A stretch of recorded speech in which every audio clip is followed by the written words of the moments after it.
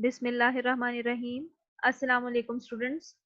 Hope that you all are doing well. I, Sobia Afzal, welcome you all to chemistry class. Students, today we are going to start lesson number 5 of chapter symbols and formulae, and today we will discuss counting the number of atoms in a molecule or a compound in detail.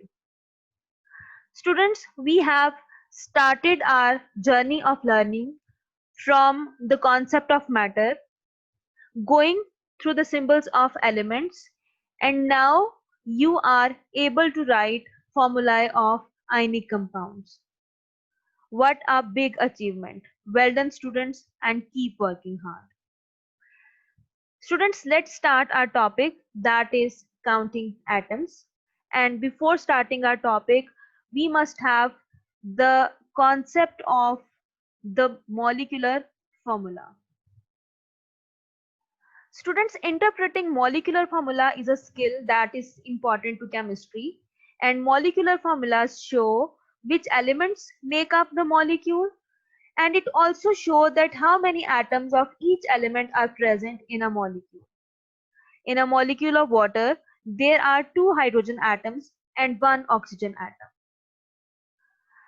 A subscript is a number which is written to the low right of an element, and it tells us that how many atoms are present in a molecule. Like in case of water, there are 2 hydrogen atoms because 2 subscript is used with hydrogen and 1 with oxygen. So there is only 1 oxygen atom. And it is a rule that 1 is not mentioned in a chemical formula. For 2 water molecules, we don't have to write it twice. We just add a number in front of this molecule, and it is known as coefficient. And it tells us that how many molecules are present. So there are 2 water molecules. Students, let's start the rules for counting atoms. And the first rule is that subscripts only refer to the atom that they are behind. For example, in this example, hydrogen sulfide molecule is given and 2 subscript is used with hydrogen. That means it only applies to hydrogen atom. So there are 2 hydrogen atoms and 1 atom of sulfur. Second rule is about coefficients. Coefficients apply to the entire compound, and coefficient is multiplied by the subscripts written in the formula. For example, in this case, there are 2 molecules of hydrogen sulfide and 2 is a coefficient in this example. So 2 is a subscript which is used with hydrogen. It is multiplied by the coefficient, and 1 subscript is used with sulfur atom. So 1 is multiplied by the coefficient. So there are 4 hydrogen atoms and 1 2s are 2. So there are 2 sulfur atoms.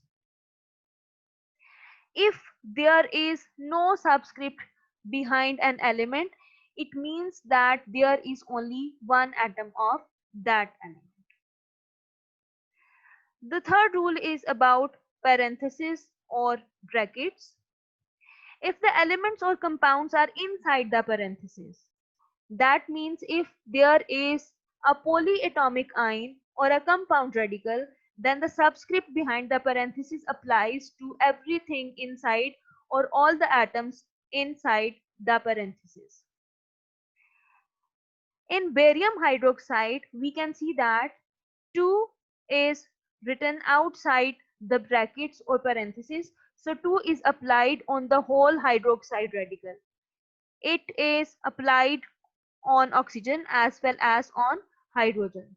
So there is only 1 barium atom, 2 oxygen atoms and 2 hydrogen atoms because 2 is outside the parenthesis. So there are total 5 atoms in a molecule of barium hydroxide. Let's practice, students.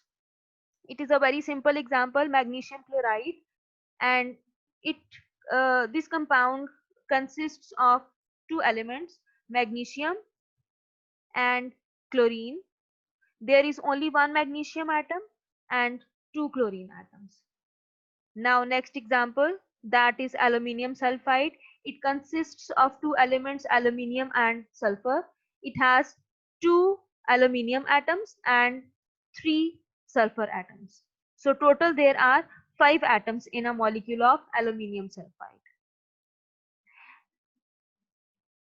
Sulfuric acid, it consists of three elements, hydrogen, sulfur and oxygen. It has two hydrogen atoms. There is no subscript, it means there is only one sulfur atom and four oxygen atoms. So there are seven atoms in a molecule of sulfuric acid.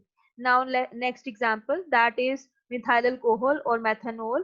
It contains three elements, carbon, hydrogen and oxygen.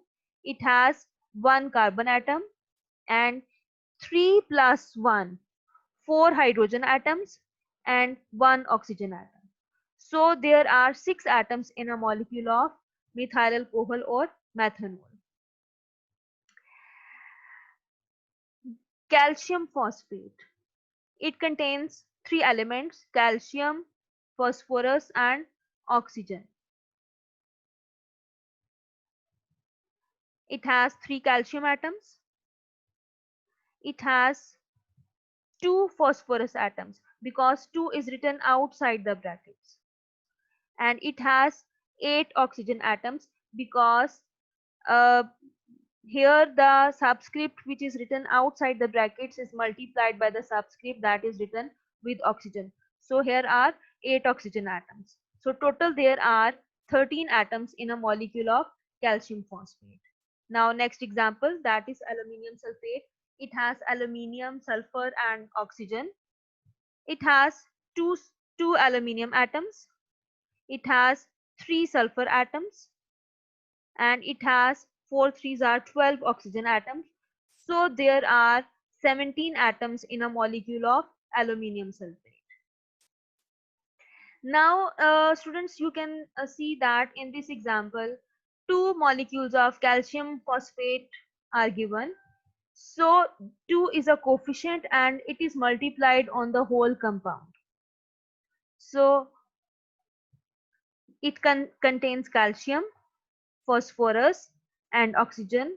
It has 6 calcium atoms. It has 2 twos are 4 phosphorus atoms and it has 8 twos are 16 oxygen atoms. So there are 26 atoms in 2 molecules of calcium phosphate. Students, as practice makes perfect, so you have to practice all these examples. Question is, practice the following and indicate the number of each type of atom. That means you also have to identify the element.